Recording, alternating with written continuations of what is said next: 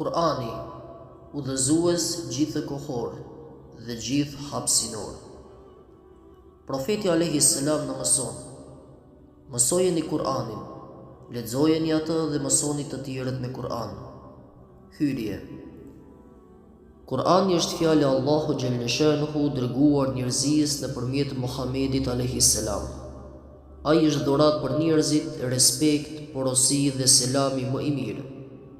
Ai është edukat dhe mrekulli, nxitës për retorik më të mirë, oratori më të pasur, etik më të afërt e tjerë. Edhe pse nuk është libër, proze as poezie, ai është madhështor për çdo fushë të jetës, nëse do të dim ta eksplorojmë. Kur'ani është trumbullar i njerëzisë, sidomos i besimtarëve musliman. Ai është përkujtim dhe udhëzues, ai është dritë dhe qortues, ai është lajm i madh, dije, dëshmi, është shpallje që vendos rregulla dhe parime, harmoni mes materjes dhe shpirtërores, rrugë për xhenet dhe shpëtues nga xhehenimi. Kur'ani është rrugë e drejtë që na ruan nga rrëzimi. Ai është ibadet që njeriu ta ruaj veten dhe rrethin. Ai është lutje, ilaç dhe shpëtim. Ai në këtë botë premton kurse në botën tjetër lumturon. Kur'ani ndan të vërtetën nga gënjeshtra, është qortim dhe lajm i gëzueshëm. Kur'ani është udhëzues dhe gjykatës i urtë, i drejtë, ligj në anën e njeriut në botë. Njeriu që është larg Kur'anit i ngjan një godine në rrënim e sipër, një çorroditje shpirtërore. Por njeriu që e lexon Kur'anin dhe zbaton atë është stoli e shtëpisë, vepra më e mirë e njeriut. Mësimi i tij është lustrim i shpirtit, ndriçim i korrozionit shpirtëror. Kush e do Kur'anin e do edhe Allahun xhelle shanuhu. Leximi sa më i shpeshtë i Kur'anit është për t'u admiruar dhe dëshmon për kushtimin e njeriut ndaj tij. Me njeriun e lexon Kur'anin edhe meleku. Zemra më e mirë është ajo që e mëson Kur'anin përmendesh, kurse gjuha më e mirë është gjuha e lexuesit të Kur'anit. Hafazët e Kur'anit do të kenë të drejtën e ndërmjetësimit në ditën e gjykimit. Aty ku lexohet Kur'an ka mirësi e begati të shumta. Shejtani largohet nga vendi ku lexohet Kur'ani. Hafazllëku është farz kifaje, obligim i shoqërisë muslimane. Muslimanët duhet të dinë minimumin e Kur'anit përmendesh. Ata që e refuzojnë ose neglizhojnë Kur'anin, mëkatojnë rënd, edhe për ta do të ketë masa të veçanta. Kur'ani thot: mëso, lexo në emrin e Zotit tënd i cili krijon njeriu prej gjakut të ngjizur. Lexo në emër të Zotit tënd fisnik. Kaptina El Alek, ajeti 1 deri në 3. Justifikimi i pavend. Nëse lexojmë Kur'anin do të gjejmë thirrje të shumta. Çohu dhe thirr, përgëzo, fal namazin, jep zakatin, përmende dhe falenderoje Allahun. Këshillohu, bëj dua, ndihmo të nevojshmit, urdhëro të mirët dhe ndaloje të keqen, pendohu dhe kërko falje, respekto prindërit, ik nga ignoranti, mos shpërdoro, mos shkapërderdh, e tjerë. Për çdo gjë nga këto që përmendëm kërkohet dije, mësim dhe lexim. Sidomos mësimi i Kur'anit është obligim për të gjithë besimtarët. Edhe pse kushtet e rënda materiale i vështirësojnë rrethanat, luksi nuk është kusht i domosdoshëm për të mësuar fenë dhe Kur'anin. Dy shembujt vijues na sqarojnë çdo gjë. Njën nga anë kemi Somalin, njërin prej shteteve më të varfëra në botë.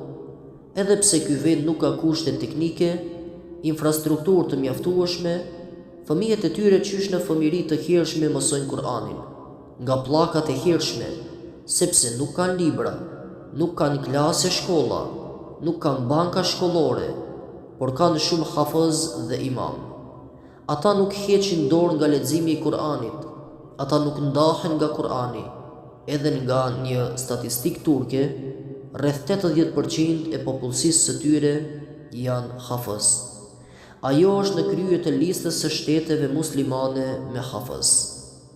Nga ana tjetër kemi Turqinë, shtet i cili kohët e fundit është ndër shtetet me zhvillim të lartë, me një infrastrukturë solide, arsimore, me një traditë perandorake, me shumë hapësira arsimore për leximin dhe mësimin e Kur'anit. Kohët e fundit me një qeveri që nxit mësimin e Kur'anit, por nga një statistikë turke, vetëm 40% e turqve din të lexojnë Kur'an, kurse 20% nga pjesa e mbetur prej 60%-ve kur nuk e kanë marrë Kur'anin në dorë. A do të ketë turku justifikim për këtë gjendje? Vitet e errta të Turqisë. Statistika në Turqi është merruese, por ajo ka një histori të zezë. Ka pasur dhe ka edhe sot lëvizje të shumta që punojnë kundër mësimit dhe leximit të Kur'anit. Ende lëvizjet e tilla veprojnë në Turqi dhe kanë përkrahjen materiale e morale të qarqeve antimuslimane dhe antiturke. Dikur u ndalua leximi i Kur'anit, u mbyllën shkollat, u ndalua ezani në gjuhën arabe. Në vitin 1925, vetëm 10 hoxhallar kanë pasur të drejtë të mësonin Kur'an dhe të kryenin në hafazllëk. Më 1930 u mbyllën përfundimisht kurset e Kur'anit. Pas shumë këmbënguljeve ju lejua vetëm disa hoxhallarëve të lexonin Kur'an, suret për namaz dhe disa dua, por kandidati nuk duhej të ishte më i vogël se 12 vjeçar. Nga viti 1941 ndëshkoheshin të gjithë ata që lexonin ezanin, ikametin dhe tekbiret në arabisht e jo në turqisht. Çdo kush që shkelte këtë urdhër dënohej me burg. Viktime e kësaj politike ishte edhe kryeministri i Turqisë, Adnan Menderes, i cili u dënua me varje nga ushtria fuqiste për shkak se ktheu këndimin e ezanit në arabisht. Në vitet e 80-ta të shekullit 20 filloi një liri e vogël e cila u ngulfat sërish më 1997. Vetëm pas ardhjes në pushtet të partisë së Erdoganit, gjendja filloi të normalizohet dhe të avancohet fryma e cila Turqinë e ka bërë të famshme. Për normalizim ka ndikuar edhe politika e Necmettin Erbakanit dhe Turgut Ozalit. Edhe sot në disa vende muslimane ka pengesa të rrepta kundër Kur'anit dhe mësimeve islame. Në disa vende lejohet leximi i Kur'anit, por shkollat janë në tutelën e politikës përçarëse, sektariste. Mësimi në jetë të shtyrë. Kur'ani nuk mësohet vetëm në rini, por edhe më vonë. Nëse për ndonjë arsye na ka ikur rinia, nuk duhet të lejojmë të na ikë mosha e pjekur dhe pleqëria. Kjo më shumë t'i vlen për vendet ku Islami është në margjina të jetës, por është për çdo gjykim për një vend musliman, apo për një vend me popullsi shumicë muslimane. Një rasti në Japonezje na sqaron shumë gjëra. Kjo japoneze e pranoi Islamin dhe u martua me një musliman. Burrit të saj i kërkoi të mësonte për fenë e re dhe për Kur'anin.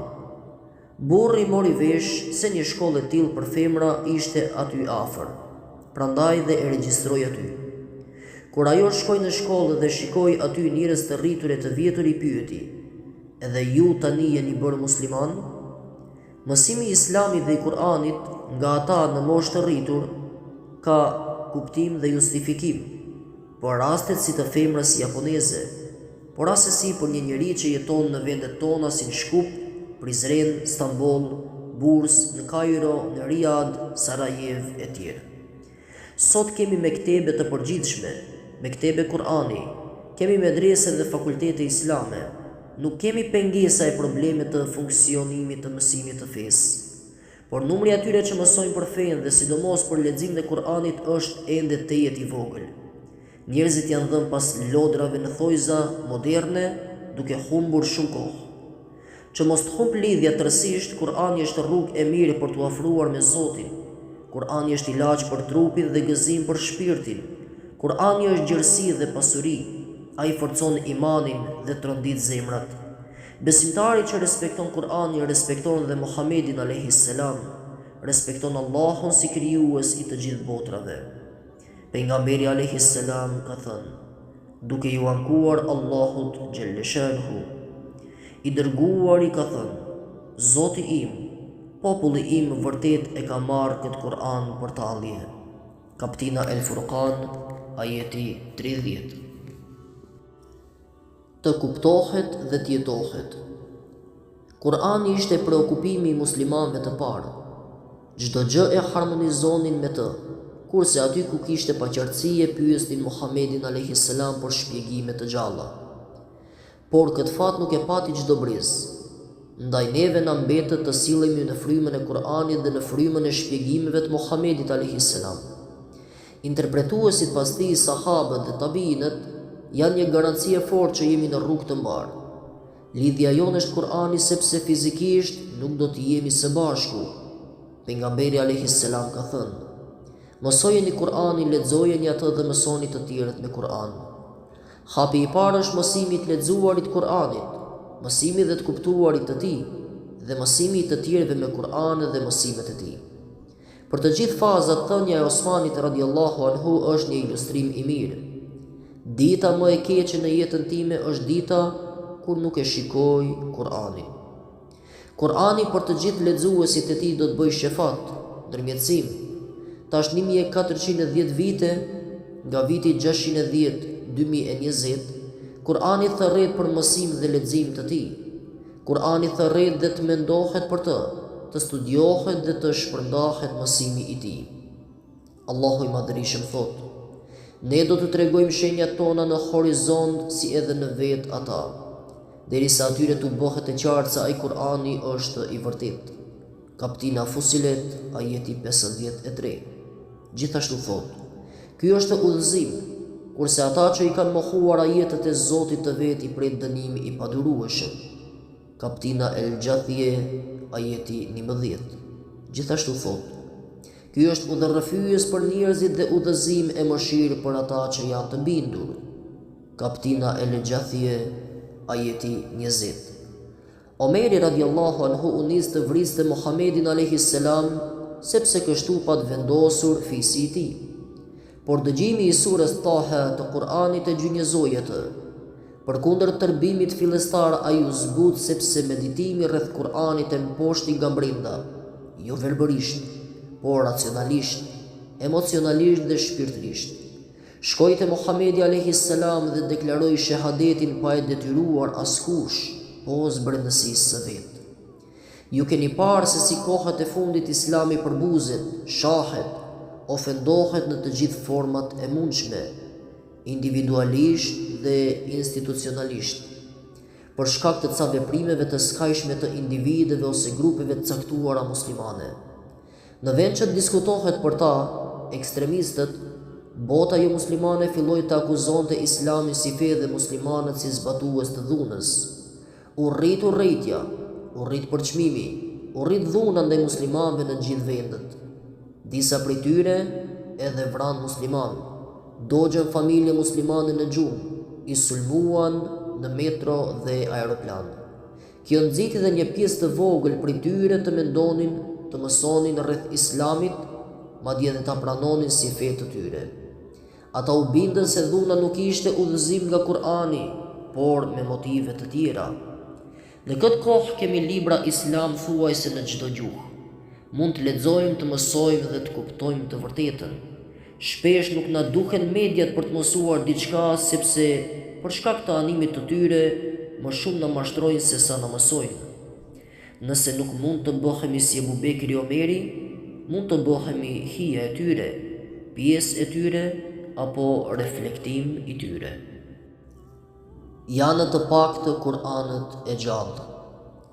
Muhamedi a.s. e la të shkruar Kur'anin në duar të sigurta, por ai ishte i shpërndar në shumë vende, te shumë individ.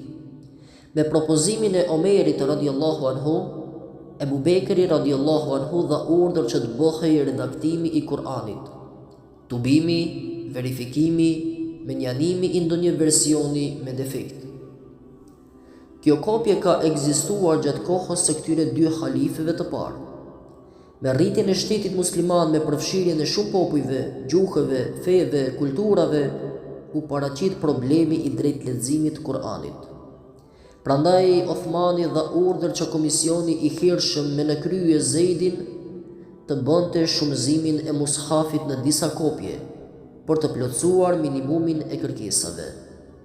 Edhe pse kishte pak kopje mushafësh, Kurani ishte i pranishëm të muslimanët, në mendjet dhe në zemrat e tyre. Sot është e kundërta. Kemi mushaf të shumt, në forma të shumta, me letra luksoze dhe me ngjyra të bukura të ndryshme, por nuk kemi shumë lexues të mirëfillt, të tillë që e lexojnë, që e përsjasin dhe e jetojnë atë. Kemi shkrime akademike, por hollësi të paimagjinueshme të Kuranit, por kemi më pak zbatues të tij të sinqert, ose atë e bëjnë zbeht dhe disi të stigmatizuar. Qasja jon ndaj Kuranit duhet ndryshoj, miqësia jon duhet ndryshoj. Sahabët dhe pasardhësit e tyre mund t'i trashëgojmë vetëm nëse ndjekim qasjen e tyre, jo fizikisht, por shpirtërisht. Leximi mekanik dhe zbatimi mekanik i Kuranit nuk do të arrijë efektin e dëshiruar. Edhe pse themi Sadaqallahu al-Azim, të vërtetën e tha Allahu i Madhërisëm, dhe pastaj shtojmë fjalën Amanna, kemi besuar, ne nuk jemi në praktik. Pranojmë vetëm ato që na përshtatet, por i kalojmë në heshtje ato që nuk na përshtaten. Kapërcimi i gjendjes së paku pjesërisht bëhet nëse aktivizohen mektebët, përkatësisht mosim besimi me fëmijë, por edhe me moshat e tjera. Jo që ne do të kemi xhamat në dekadat e ardhshme, por ne do të sillim bereqet dhe tash, do të sillim shërim fizik dhe shpirtëror edhe tash. Le ta duan Kur'anin fëmijët tanë, le t'i shmangen dhunës, urrejtjes, zilijës, mashtrimit dhe mëkateve të tjera. Kjo është e ardhme e shëndosh. Çdo gjë që bëjmë, le të jetë në pajtim me frymën kuranore dhe të sunetit të profetit Muhammed sallallahu alaihi wasallam.